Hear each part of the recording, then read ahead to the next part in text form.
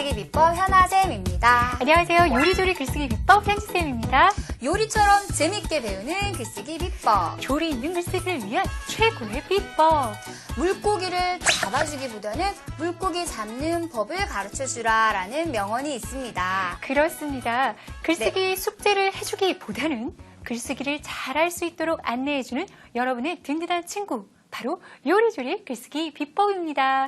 오늘도 신나게 출발을 해볼까요? 좋습니다. 자, 오늘의 글감 큐부터 만나볼 텐데요. 오늘 글감 방학이잖아요. 네. 주어진 힌트를 통해서 방학과 관련 있는 어떤 낱말을 맞추시면 됩니다. 그렇습니다. 네. 방학과 관련 있는 낱말이 네. 정답이라는 거 기억하시면서 글감 큐 출발해보면 좋을 것 같은데요. 네, 오늘의 글감 큐!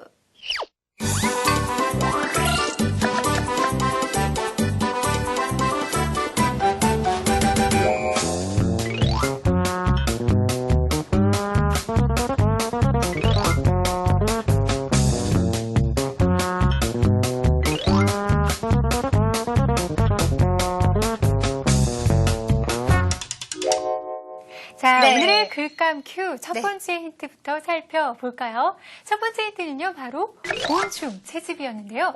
곤충 채집, 방학과 어떤 관련이 있을까요? 이따가 말씀드리기로 하고요. 네. 두 번째 힌트가 바로 현장 체험학습 보고서였습니다. 이 현장 체험학습 보고서는 우리 친구들이 아주 많이 들어봤던 익숙한 그런 낱말인데요. 이것이 과연 방학과 어떤 관련이 있습니다. 있습니다. 네, 있어요. 지금 저랑 같은 생각하시는 거죠? 그런 것 같은데요. 그 정답은 혹시 땡땡 네 글자 아닐까요? 맞습니다. 땡땡땡땡 네 글자. 하지만 우리 친구들 눈치챈 친구들 바로 세 번째 힌트 아직 있거든요. 세 번째 힌트는 바로 방학 동안 해야 할 숙제입니다. 그렇군요. 그렇다면 두구두구두구두구두구 정답은 방학 숙제. 그렇습니다. 방학 숙제가 오늘의 정답이었는데 네. 정말 쉽고 쉬운 문제가 아니었나라는 생각 드시죠? 네, 하지만 힌트 설명 다시 한번 해드리겠습니다. 네. 첫 번째 힌트가 바로 곤충 채집이었습니다. 네. 이 곤충 채집하면요, 오래전 방학 숙제의 아주 대표적인 주자라고 할 수 있습니다. 그렇죠. 방학, 특히 여름 방학이 되면요, 잠자리채를 들고 산과 들로 나가서 직접 곤충들을 잡아다가 곤충 표본을 만들곤 했는데요. 요즘에는 이 곤충이 아주 쓰임새가 많아졌습니다. 애완용, 또 약용으로 쓰이고 있기도 하는데요. 이러다 보니 곤충을 전문적으로 키워서 판매하는 곳들이 늘어났죠. 바로 곤충 산업 시대가 왔다라고 이야기할 수 있는데요.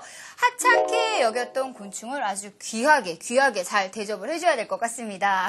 그렇습니다. 네. 자, 이제 두 번째 힌트 정리 들어가 보겠습니다. 네. 두 번째 힌트는요, 바로 현장 체험학습 보고서였습니다. 자, 이 현장 체험학습 보고서 요즘 방학 숙제의 대표 주자라 해도 그렇구나. 과언이 아니죠? 네. 그렇다면 여기서 현장 체험학습 보고서를 준비하는 기본적인 요령을 잠깐 알려드릴게요. 먼저 여러 체험 장소 중에서 교과서에 나오는 유적지, 박물관, 미술관 등을 다녀오는 것이 좋겠죠. 그리고 체험학습 활동 후에는 곧바로 보고서를 쓰세요. 그래야 배운 것을 잊지 않고 정리할 수 있기 때문입니다. 저도 한 가지 보탠다면요. 보고서에 여러 장의 사진을 곁들이게 되는데요. 그때마다 사진을 더 빛나게 할 수 있도록 자신만의 짧은 제목을 붙여보는 것도 좋겠습니다. 자, 이제 마지막 힌트 정리 네, 들어가겠습니다. 네. 마지막 힌트는 바로 방학 동안 해야 할 숙제, 와. 방학 숙제라는 네. 의미였는데요. 사실 이렇게 쉬워 보이지만 이 속에도 뜻이 숨어 있습니다. 어떤 뜻이냐면요. 방학 숙제는 방학 동안 해야 하는 것이지 네. 개학 며칠 전에 한꺼번에 해야 하는 숙제가 아니라는 거죠. 그렇구나. 여러분들 밀렸다 하면요. 방학 숙제 정말 힘이 드니까 여러분들 힘들지 않게 계획을 세워서 미리 조금씩 하는 지혜 세워보세요. 네, 약속. 자, 오늘도 이렇게 글감 큐에서요. 방학 숙제와 관련된 다양한 이야기들 전해드렸습니다. 오늘의 글감 방학을 가지고 이제 우리는 가보겠습니다. 어디로? 본격적인 글요리를 하러 글감 네. 주방으로 가야겠죠? 그렇죠. 글감 주방. 톡톡톡.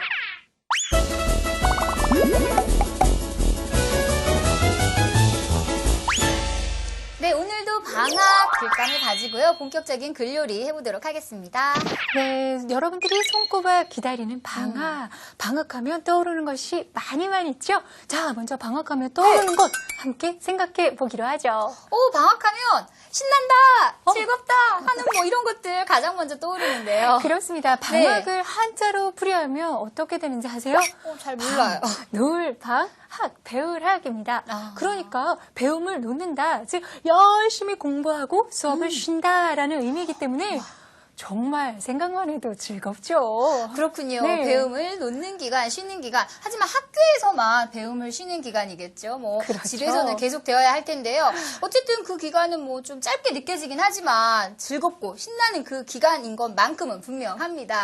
맞습니다. 네. 또 방학하면요. 네. 여름방학, 겨울방학마다 그렇죠. 특색이 있는 놀이를 즐기죠. 그렇죠. 여름방학엔 물놀이, 겨울방학엔 눈으로 하는 눈놀이, 눈싸움 등을 즐길 수 있죠. 생각만 해도 정말 신나는데요. 또 방학하면 빼놓을 수 없는 것이 바로 여행인데요. 아, 그렇군요. 방학이 되면요, 뭐 멀리 사는 친척 집에 뭐 기차를 타고 버스를 타고 자동차를 타고 그렇게 여행을 하기도 했었죠. 아, 그렇다면 네. 기억에 남는 여행도 있을 것 같은데. 많죠. 어떤 여행이요? 한 가지 예로 들면요. 제가 이모네 집에 방학 때 놀러 네. 가곤 했었거든요. 아. 그런데 이모네 집에는 제 또래 사촌 여동생이 있어요. 그래서 둘이 그랬구나. 막 알콩달콩 소꿉놀이도 하고 재밌게 놀곤 했었죠.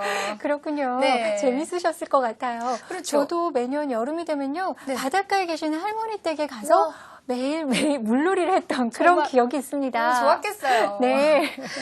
그런데요, 이렇게 또 여행을 하고 이렇게 나면요, 문제가 발생해요, 문제. 문제요? 네. 무슨 문제요?